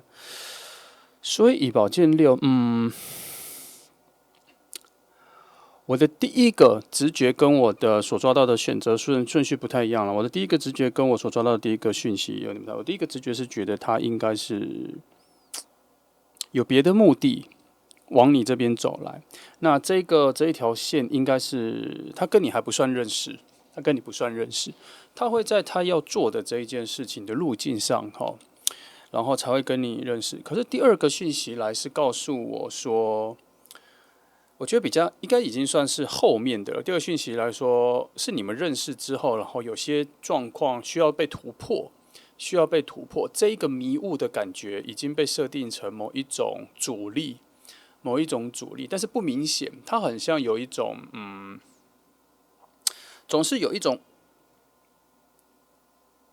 无形的感觉，有一层隔膜的感觉，就像有时候你可能皮肤很干痒啊，然后你可能想抓，或者想拍它，你都觉得好像都不到点。因为它好像不是皮肤的问题，它是好像是一种很深层的东西的感觉，你就会觉得好像中间隔了一个什么东西，然后你必须用冰镇的方式才能够止痒，它就会有一种好像一直你做任何事情都没有效果的感觉。现在我得到第2个讯息有点像这个迷雾还在的时候，好像你们本来就认识了，但是关系一直很难往前进，所以只好等迷雾散去。那回到第1个讯息就是。他往你这边笔直的走来，跟迷雾没有太多关系，只是他这个要花一点时间，有一点点这个迷雾所代表的是时间。他往你这个世界，往他的事情发展，然后才会遇到你，然后该怎么说？我再重新厘清一下哈，这的确比较像是前面后面。好，他一开始的时候是往你这边走来。然后可是，这里的迷雾的定义比较像是说，有很多一层一层的原因，它其实没有遇到你，或是没有看到你，直到这一层迷雾散去的时候，它就会看到你了。然后第2条线索给的迷雾是说，它有另外一层迷雾是你们之间的某一种阻碍，好像他想要更加的亲近你，更加的接近你，跟你产生更好的关系，可是好像一直受到一种无形的阻力，好像做什么都没有效果，做什么都有别的事情阻碍他。譬如说，他可能，我打个比方啦，知道什么时间可以去见你，偏偏你那个时候就没有来，或是说他已经认识你的朋友了，然后知道今天的饭局或什么会有你，他也去了，可是偏偏你有别的事没有来，会有这个状况。那有的时候是他自己的事哦，明明你那边有空，已经确定你会出现，你也可以去看到，你结果他自己有事不能出现。那还有一种状况是，可能已经在同一个场合聚会了，然后什么的，他一直很想找机会去跟你讲，或者是跟你有一个进一步的什么，可是就被别人打扰了，或是有事情要提早走了，或是其实已经讲到话了，可是好像你那边有很多事情分心了，他没有办法跟你有很深刻的讲话性状况。所以现在我得到的线索其实还蛮混乱的，可是终究还有一个答案，就是你们其实关系上没有一个很强的突破。那所以这个迷雾的定义哈，真的比较像是说，我觉得总归来说会比较像是说，再等一下时间哦，因为它是宝剑六，它有一个时间性，它有一个向前性，它有一个方向性，所以这一层迷雾，它可能不是一直都挡在你们那边，或是它就是要挡在你们那边，或是让你们看不清楚。所以以今天选到3的朋友的概念，它比较不像是自己散去，它比较像是你们坐在这一条船上面。慢慢的、慢慢的就会经过了迷雾，离开了迷雾。也就是说，现在这个时机可能啦，以能量的概念来说，可能有别的无形的力量在帮助你们。好像现在这个时机也不太适合认识的更深，或是好像后面还有更好的时机可以让你们相处。现在好像都不是很好的时机，可能原因也不太确定是什么原因。可是就是能量在感受整个时间空间上来说。以现在这个时间点之前，好像很多状况或能量都不太稳定，跟不太契合了。因为这张牌带来了一种必须离开现在之前的那一个能量场，好的在后面。好的东西在后面，好的情况在后面。好，这是第一张牌出现的好几个很复杂的讯息，很穿插了哈。好，以这个点我要厘清一下，因为很杂哈。好，我用这个来看一下好了，让他再帮我整合一下那个方向哈。我怕一开始讲的太复杂了哈。如果你刚前面那个听得很复杂，你可以先抛弃它哈，我等下会再整理再慢慢的把它简略下去哈。你就大概随便听个概念也可以啦。哦，那如果你听得懂的，当然是更好。OK， 那以这2张牌来说的定义，要是你们是看是不是？好，的确哈，这2张都有讲到一个情况了哈。以现在作为一个切点，现在切这也是过去，是现在之前、过去跟未来来说，确实以宝剑6的行进方向来说，确实是要进入一个新的状况里。之前的，请你先不要在乎了哦。那些的确是因为已经预测到后面有一种关系上的转换，所以前面好像整个能量，你内在能量或是某种能量上的不符合、不配合、不契合，很自然的把你们2个像是2颗球撞来撞去，一直没有让你们有非常稳定的状态里面做一个很好的交流跟互动啦。哦，那我目前从这里可以看到的是，因为它有在提示一种下一阶，然后新的状态的概念哈，所以我大概可以接收到的讯息，应该就是说，之前可能太急了，他太急着要进入一个新的关系，或是跟你有所其他的新的进展，但是他不会知道他太急了，他只是顺着自己的心理的水能量的欲求往前走啦。那这边给出了一个很基本的答案，就是没有，应该要正式开始的时候，要等到宝剑6进行到了下一个端点，或是出发了往下一个彼岸去的时候，那个时候才会开始啦，前面都还没有啦。也就是说，我们回归到迷雾这个话题，也就是说，前面的迷雾确实是要存在的，因为它就是要看不清楚，看不清楚。那也因此，确实是要用宝剑6的这个状态是要划过了，要划过这段迷雾。选择3的朋友就不是等迷雾自动散开，而是要划过它。这个比较特别啦，所以才会跟我觉得他得到讯息非常复杂，因为我一直不太明白这一个迷雾算不算是在湖面上或是河面上行走的时候，一层一段的一段迷雾，而不是把你们两个包在一颗气球里面，充满了迷雾，然后等它散去，不太一样的概念哦。好，总之，第一章先给你一个小结论，就是再等一下，时间过了之后，你跟他会并行着往下一个阶段走去，就会穿过迷雾了哈。那到时你们才会有比较多的正确的能量做一些连接或什么的，才会比较发展。那现在还在迷雾里嘛？现在还在穿越中，现在还在穿越中，好，现在还在穿越中。那静静的，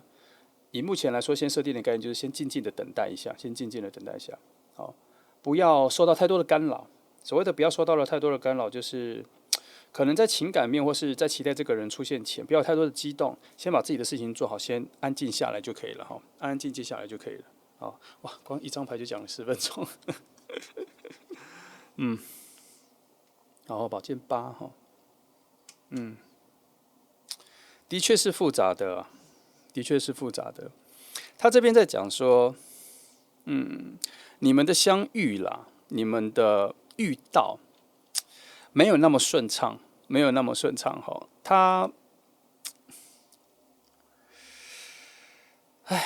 我觉得我一开始讲的那一种，你们总有一个不巧合哦，去了没遇到哈，有人在了却没地方去，这个哈，确实是印证了宝剑8所出现的这个能量哈。这个能量带来了你们。有点像是说，我觉得把迷雾改成迷宫好了。我觉得有点像是你们从迷宫的不同的口进入，然后再寻找彼此哈，没那么简单，没那么简单哈。那宝剑8给的能量更像是一种，原本已经很难了，结果自己的心里还快没有耐心了，还快要放弃了。这个概念。那他这里在说什么？就是其实有在拉住你们的能量，可是好像越来越虚弱了，越来越虚弱了。所以前面才用宝剑6告诉你说，要相信要相信。而且这一个喊话也在对他喊，要相信，再等一下会有很好的相遇。因为他现在会有一种错觉，很像说这缘分不够明明已经看到的人了。已经想要靠近，可是怎么总觉得处处碰壁哦？那是他的角度，你的角度是什么？你的角度是一种好像还没有察觉到有这一个人正把你放在心里，或是因为一直没有连接到，就像我刚刚讲的这些错过，他所追求的某种相遇一直没有实现。在他那边是紧张、激动的，而且开始越来越贫乏了。那以他的这一种想要靠近的能量越来越贫乏之外，你们两个人连接能量也越来越贫乏，而且还有一种内缩的、忍耐的、想放弃的、算了吧的概念，有慢慢的在浮现出来。这是你们现在中间连接的一条，该怎么说？生命线吗？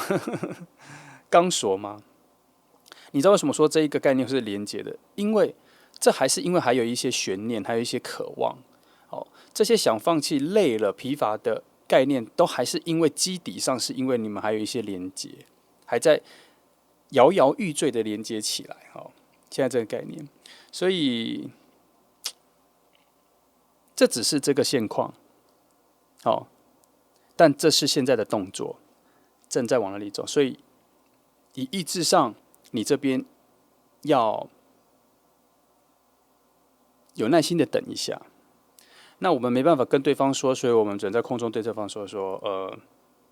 你也是就不要放弃，不要觉得累，不要觉得不要把好像不要把它丢给命运，不要把它丢给命运，不要把它丢给命运。虽然我们是在看牌，可是看牌的时候，是在讲，是在剖析你们的内心状况，然后给予你们方针，给予你们支持因为整个空气里、整个精神里、整个空间里会有非常多幻影，还有一些恶魔的低语，还有耳朵的小声音，这些会打扰你们做很多决定跟持续下去的动力。就像如果你今天没有看这张牌，这组牌，你可能会觉得说，反正也没有人想追求你啊，没有人喜欢你。但事实是如此吗？事实上是有，但是为什么它还不出现？因为它确实还是处处碰壁，它被能量挡住，时机还没有到，总是有一种错过的感觉，因为时机都还没有到。那两方你跟他心态上面如果开始虚弱贫乏了，尤其现在是虚弱贫乏的，你们就有一种反正不想等了，不想追求了，那这一个唯一联系的线就会薄弱，就会断掉了。它会呈现什么状况？即使彼此出现在眼前，也没有特别的感觉，更不用提还会有一些冲动跟主动性出来哈。所以还是要相信，还是要期待一下，还是要等待一下哈。好，8哈，好，你看左上有一些好牌了。这张牌牵引着这张牌走，它有在教宝剑6，权杖8有在拉着宝剑6冲刺，似乎就是宝剑8拉着，权杖8拉着宝剑6持续往前走的，因为它是在水上漂流的，它需要风，没有风能量，它只有慢慢的漂流，慢慢的。可是权杖的能量推了它一下，是它底下的动能，是它的引擎，是它的 turbo 往前冲了。那这个 turbo 的方向是充满希望的，充满美的向往的，所以你们的两个人的能量跟你们的故事还能往下发展下去，其实有一个很重要的原因是，这个人他内心还是有些许的期待。他每次可能睡着起来精神活力的时候，他还会觉得，我再找机会看看好了。就是因为这样子一直有一个善循环、正循环，让他还是持续有一个动力。还好我们这边看到的是权杖8，这个动能非常强哦，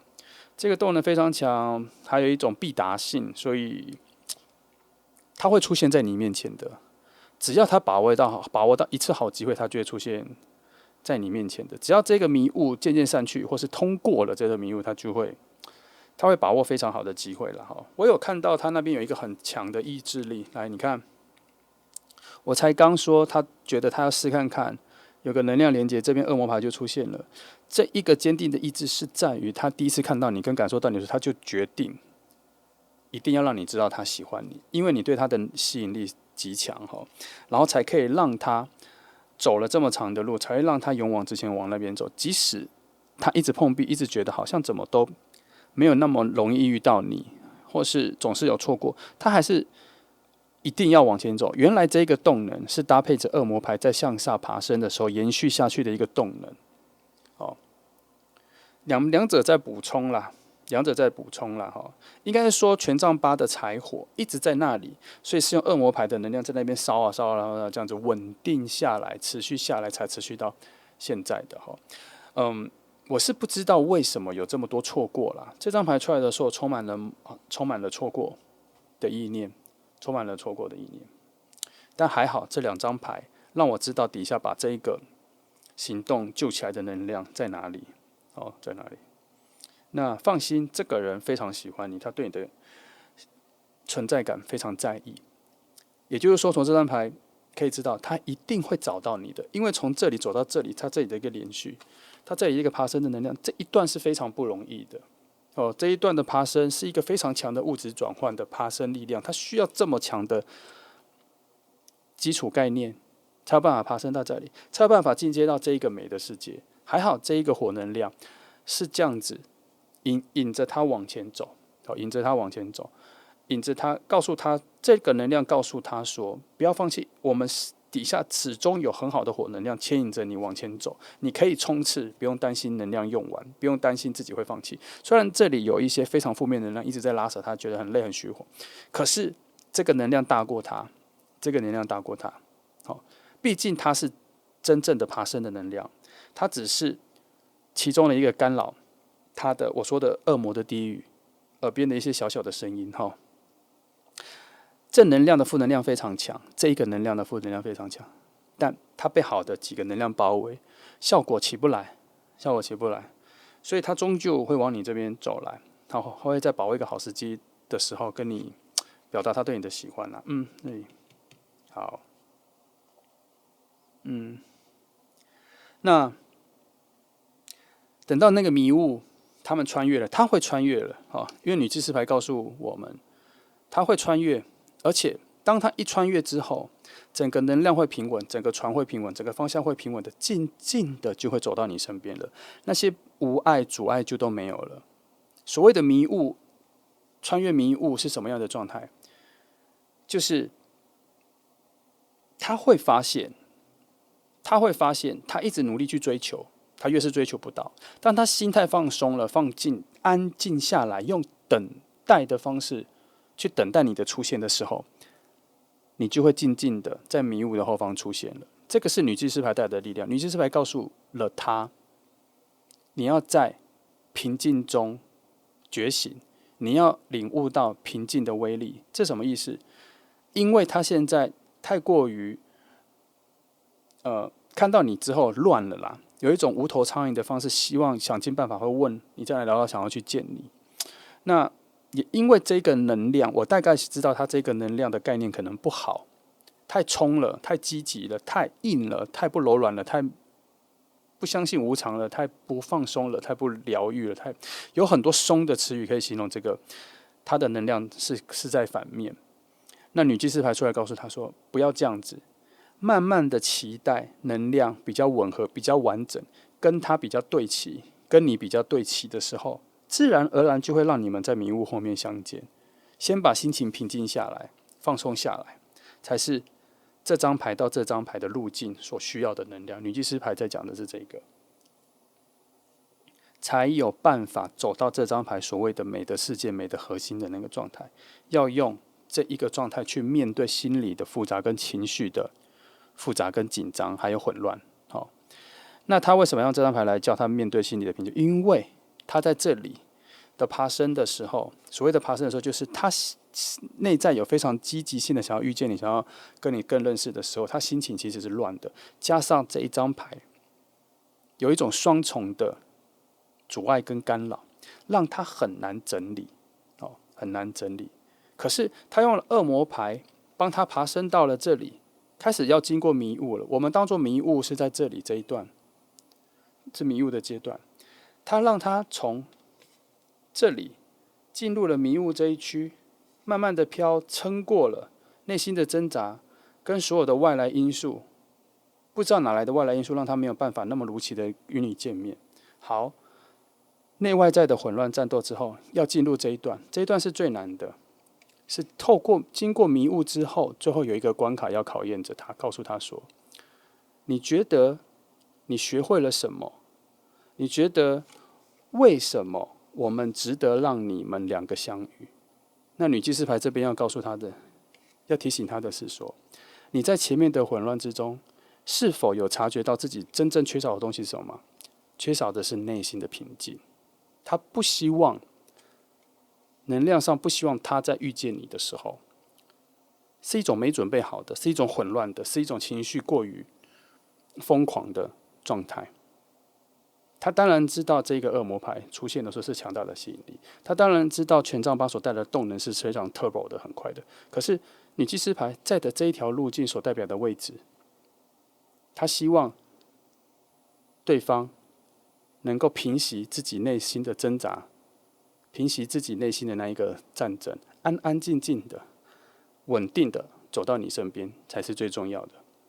其实这5张牌有很多很混乱的讯息在这里。女祭司牌带来了一个强大的讯息，就是希望他在这整个过程中学习到之后而得到平静，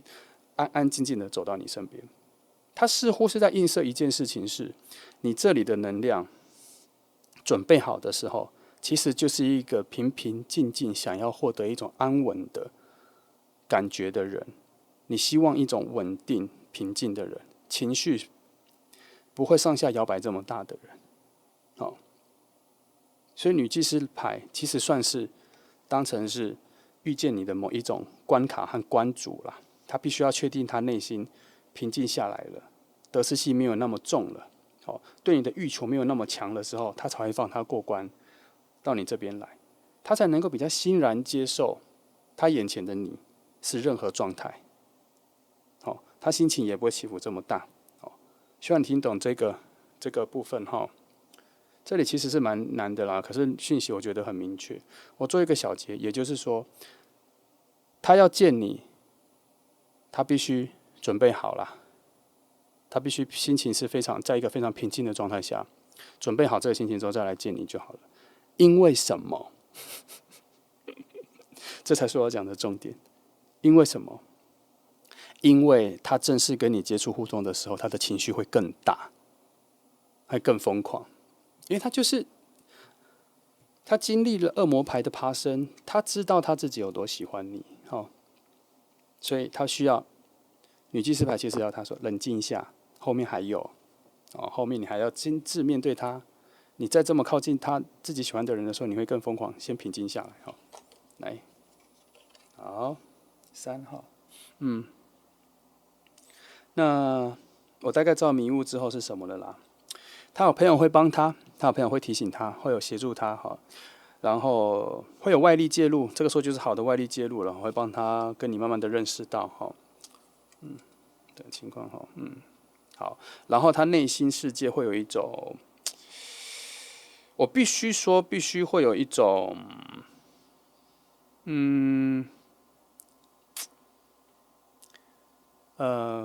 这个我要先看这里。好，他必须要知道自己在遇到你的时候，会有一个他不认识的自己出现。其实那个算是一个全新的自己。其实你对他的影响蛮大的。首先，他看到你之后，他想要认识你的时候，他其实内在就已经有所改变了。他有体悟到自己要比现在好一点。可是然后再到他遇到你的时候，他会很明确的知道自己的改变，他也会很明确的知道自己有一个新的样子出来了。他必须要欣然接受，这里的牌是希望他欣然接受，因为那一个跟他之前的样子是截然不同的。截然不同的。那，而且这个新的自己，他必须要适应。这就是一个很特别的能量啦。就是有的时候有两个人在一起的时候，你会挖掘出自己的新的一面，那是你跟其他人在一起，或是你跟朋友在一起的时候都从来没有的新的一面。其实它是激发了你到这个阶段的成长之后的某个角度的你还没有发现的啦。那可是，在爱情里，有的时候就会被激发出来。那他这里确实是有，所以你知道他为什么要在这里说，他必须要接受他有自己新的一面？为什么要让你知道？因为其实是要让你知道一点是，他应该说是要让你知道你的能量正在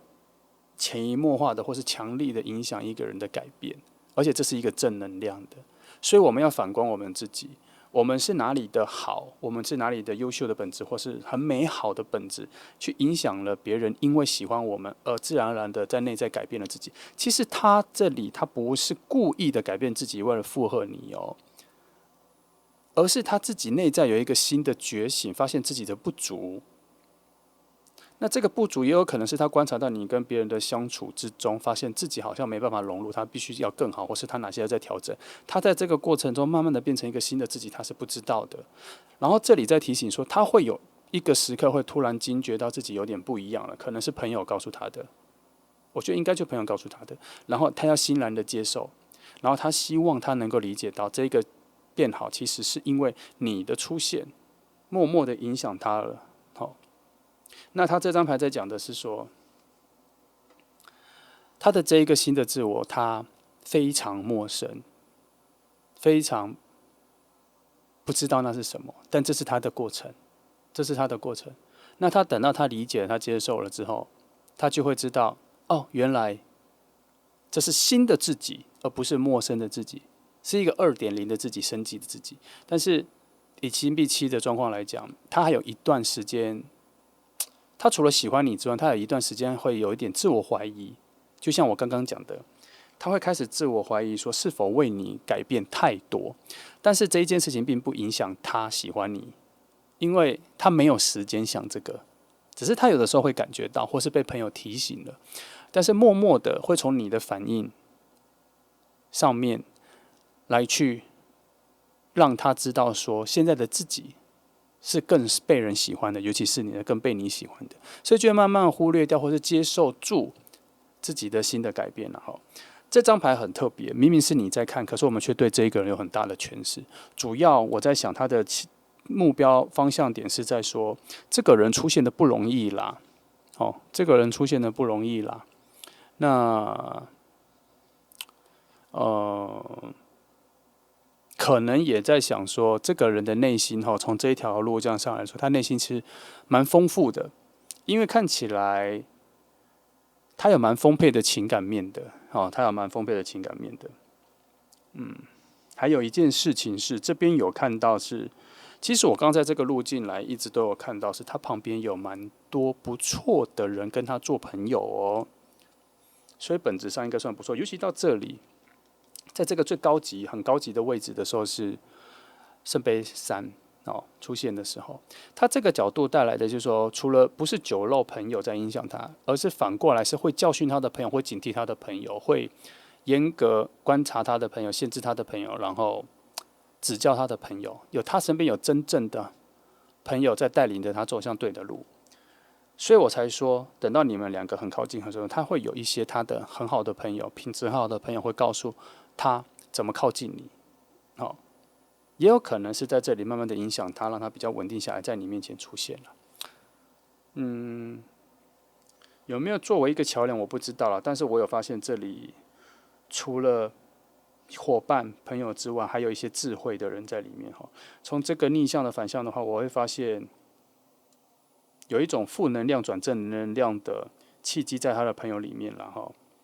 所以我从这里看得出来，从他朋友的眼光跟他朋友的品质来说，这个人的本质上算不错的。尤其他开始看到你之后，他就有一种努力不懈，想坚持一定要认识到你的这个氛围。我只是一直没办法想清楚的是，见你一面或是跟你互动一次有这么难吗？这点我在这里牌子我是真的没有看到为什么，但我确实看到阻力重重就对了。哦，好，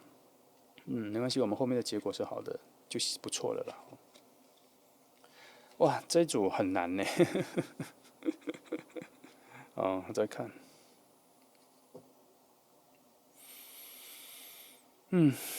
还好我没卡住了哈，讯息一直来，我就慢慢的把它整理，慢慢的转述就好了。好，恶魔哈，不是恶魔了，死神牌哈。好，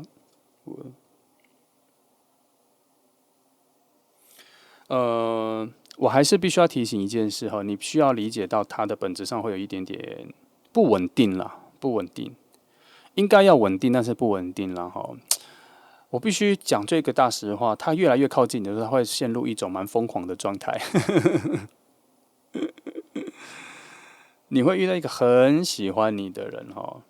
但是我这边可以提醒你，如果你不喜欢这样，你希望他冷静点，你就要立刻告诉他，因为女祭司牌会支持你，因为女祭司牌已经下在非常核心的位置，在干嘛？其实已经在默默在他心里要他时常提醒自己，不要要稳定一下情绪，不要每次遇到你的时候都这么开心，不要太开心，差不多是这样。讲好笑一点，讲可爱一点，就是女祭司牌再出来告诉他说，不要每次很接近你的时候就太开心要慎重一点之类的哈。那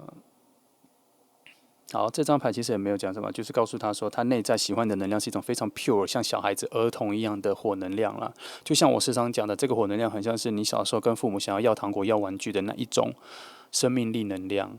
好，没有在管要花多少钱，没有在管会多给父母困扰，你就是想要的这种能量。他内在其实喜欢的能量是大概像这样子。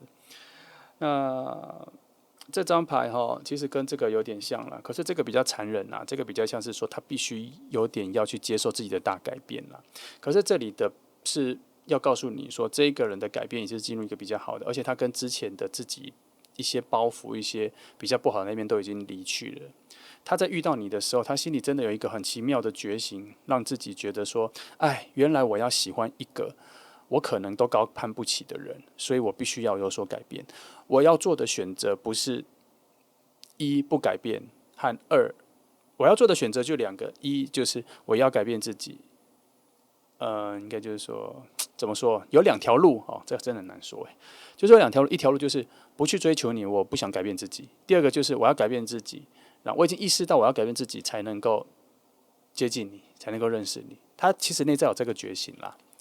没有说一定必要的自我改变，可是他有惊觉到自己的不够好，但也不一定是说为了要接近你，跟你做朋友，或是跟你交往或什么，而强迫自己改变，不是，而是你的出现在他的观察里和感受上，他发现自己有很多的不足。当他有这个意念的时候，其实这张牌死神牌就已经出现了，只差在他有没有往前。但还好，他就是往前，因为这张牌其实是在这张的前面啦。哦，那这张牌的连接这里有所谓的重生，有所谓的脱去旧往的自己，有所谓的脱掉一层皮，重新再来过的状态。好，那他选择了要去了，他选择要去，在这里之前他就已经选择要去了，所以这个是在他之前哈，所以他已经是全新的。可是他对于知道自己要变好的这件事情，其实在到这里之前并没有那么大的觉悟，而是在这个过程里，然后发现好像很难接近，好像发现很多错过。我刚前面就说了，慢慢的进化成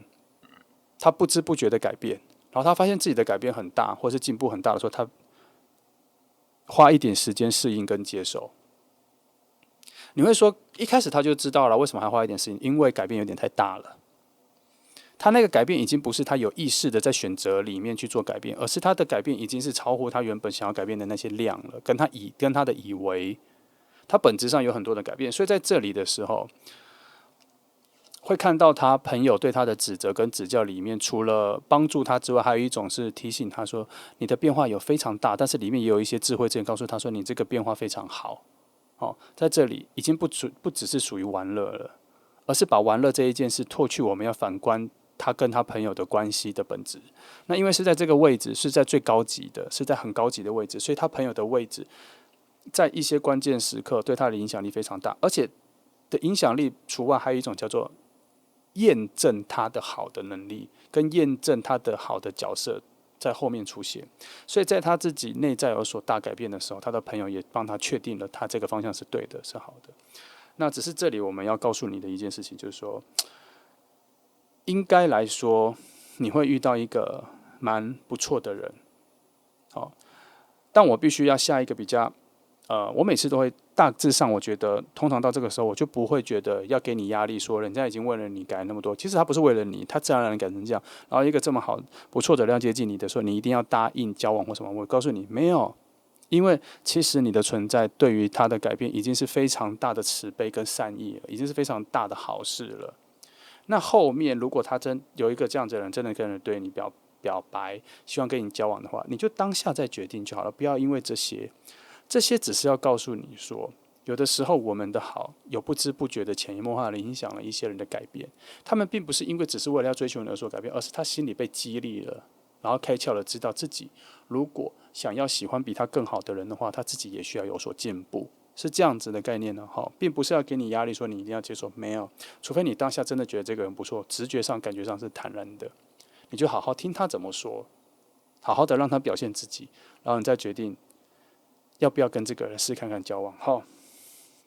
好，那我今天帮你看到就是这样子的人了。一开始其实真的很复杂哈，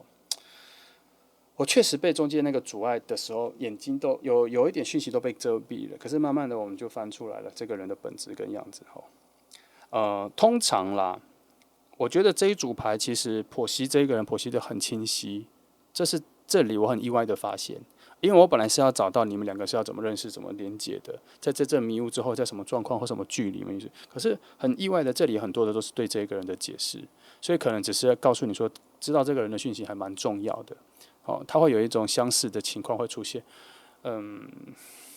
如果你真的未来遇到这么情况很类似的人，你记得可以好好的珍惜一下他的表达，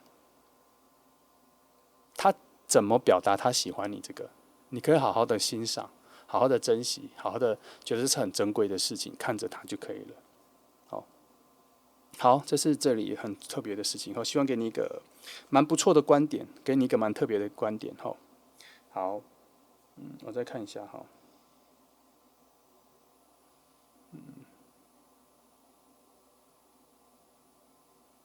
好，这张牌也有给你一点点讯息啦，就是因为这张牌虽然在我们这边看是逆向牌，可是在我某些观察整副牌的角度来说，在你的角度上来说，它是真伪的，好吗？好，所以这里有一些讯息是告诉你说，你可以问问你朋友。好，如果有一个人来跟你表达他对你的喜欢的话，你可以问你朋友，你朋友里面有蛮有智慧的人，会给你蛮好的决定的。无论你觉得好或不好，你可以先问问你朋友。这张牌有一些讯息是给你的。好，就这样哈。这是选择3号牌的朋友，讯息蛮多蛮复杂的哈。那真心希望给你一些方向感。好，谢谢你来听，祝福你哦。